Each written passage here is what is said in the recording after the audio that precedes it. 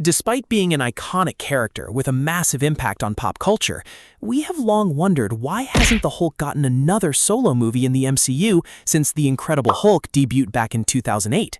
This question has resurfaced once again within the Marvel fan community following the news of Hulk's return in Spider-Man Brand New Day. This video will answer all your questions, and trust me, it's going to be the most drama-filled video I've ever made. Let's go. Strength. Woo! For your strength. Woo! Back in the 1990s, when Marvel was struggling financially and facing bankruptcy, they sold the character rights of the Hulk to Universal Pictures. Universal later struggled to develop a script and eventually released Hulk 2003, directed by Ang Lee. Although the movie turned a profit, it received mediocre reviews from critics because its complex artistic style didn't quite mesh with the superhero genre. Long story short, it wasn't too good, but it wasn't too bad either. The real turning point came in 2005. Universal had planned to make a sequel, originally slated for release in 2005. However, for reasons kept under wraps, Universal abruptly missed the production deadline, causing the film rights to revert to Marvel. At the time, Marvel faced two choices to kickstart the MCU: Iron Man, an obscure character at the time, or Hulk, a safer and more famous choice thanks to the old TV series. In the end, they decided to do both. While Iron Man 2008 became a massive box office hit, The Incredible Hulk 2008 brought in incredibly modest returns, even though its content wasn't bad at all. The core reason was severe internal conflict, the aftermath of which has lasted to this very day. Director Louis Leterrier originally wanted to cast Mark Ruffalo, but the higher-ups pressured him into choosing Edward Norton due to his star power. As a highly talented A-list star, Norton demanded heavy creative control over the script, pushing for a darker and deeper tone. He even wrote an opening scene where Bruce Banner attempts suicide in the Arctic, only for the Hulk to emerge and stop him. Naturally, Marvel firmly rejected this, wanting the film to be commercial entertainment. They ruthlessly cut over 20 minutes. In fact, the original cut was stripped of 70 minutes of footage, leaving the film chopped to pieces. Frustrated, Norton refused to participate in the film's promotional campaign. As a result, in 2010, Kevin Feige issued an official statement firing Edward Norton, citing a lack of a collaborative spirit, and replaced him with Mark Ruffalo starting from The Avengers 2012.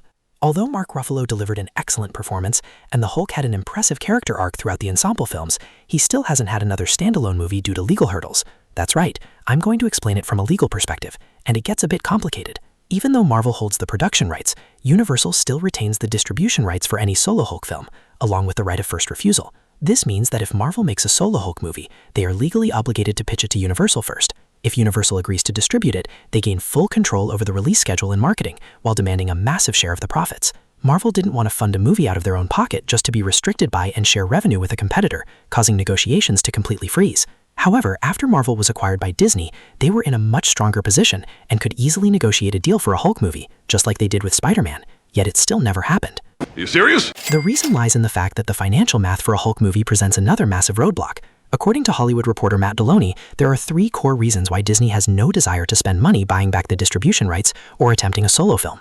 First, the Hulk is a 100% CGI character. If they made a solo movie, like a Planet Hulk or World War Hulk storyline, the Green Goliath would have to be on screen for the vast majority of the runtime instead of Bruce Banner, and his opponents would undoubtedly have to be incredibly powerful cosmic entities like Red Hulk or Abomination. Production costs are estimated at a minimum of $180 million, plus another $150 million for marketing, pushing the total budget to $330 million. The project would need to gross at least $600 million just to break even. Second, regarding commercial risk, both the 2003 and 2008 versions of Hulk underperformed at the box office. The 2008 version remains the lowest-grossing MCU film. Pouring a massive sum of money into a character cursed with box office failures is just too risky a move. Finally, not releasing a solo movie for the Hulk was actually part of Marvel's strategy. They realized that turning Hulk into a supporting character or a guest star in massive events like Thor Ragnarok or the Avengers films not only elevated his power levels, but also kept the audience curious and engaged without getting bored. Most importantly, it completely bypassed all the legal headaches and exorbitant costs. Even though a solo Hulk film carries a high financial risk, looking ahead, the opportunity to explore the character's everyday life, or perhaps a final film to wrap up his journey, much like Logan 2017, is still something fans can look forward to as a tribute to over a decade of dedication from this character. If you enjoyed this video, don't forget to hit like and subscribe so you don't miss out on more exciting content. After so many times saying it, thank you seemed soft.